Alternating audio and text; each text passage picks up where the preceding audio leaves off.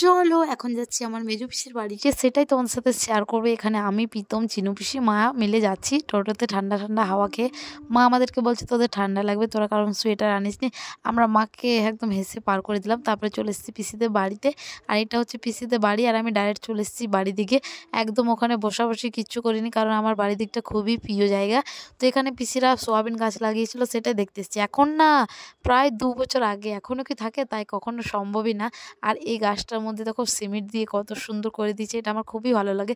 পিসিতে করে খুব একটা আসা হয় না, কারণ দিদির বিয়ে হয়ে গেছে।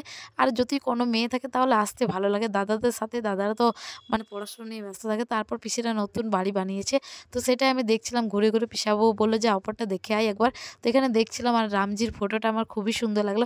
তারপরে দেখো আমাকে কেমন একটা লাগছে না, মোটা মোটা। আমি কিছুদিন পর পাতলা হয়ে যাব, মানে আমি ভাবছি যে দৌড়তে যাবো। আর কত বছর থেকে ভাবছি, আবার ভাবাই হচ্ছে না আমার।